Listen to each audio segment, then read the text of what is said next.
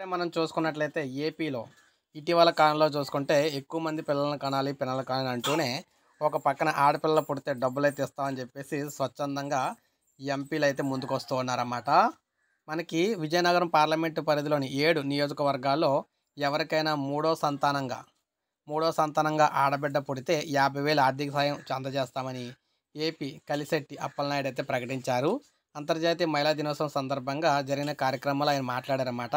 లింగ వివక్షను రూపుమాపాల్సిన అవసరం అయితే ఉందన్నారు. మూడో మగబిడ్డ పుడితే ఆవు దూడను బహుమతిగా కూడా ఇస్తామన్నారు.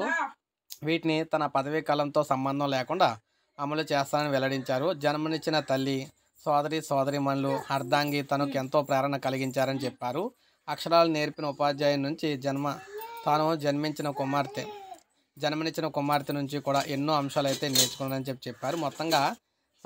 మొత్తం ఈ నియోజకవర్గాల్లో 7 పట్టణాల్లో, ఏపీలోని 7 పట్టణాలు, ఈయన పరిధిలో వచ్చే 7 పట్టణాల్లో మూడో సంతానంగా ఆడబిడ్డ పుడితే ఒక్కొక్కరికి 50,000 రూపాయలు అయితే ఫిక్స్డ్ డిపాజిట్ అయితే చేయబోతున్నారన్నమాట.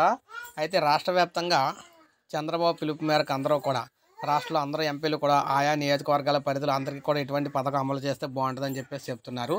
సో ఇది మనకు అప్డేట్. ఎవరైతే ఈ పథకం బాగుందనుకుంటారో ఒక లైక్ చేయండి, సబ్స్క్రైబ్ చేసుకోవద్దు, మన ఛానల్ సబ్స్క్రైబ్ చేసుకోండి.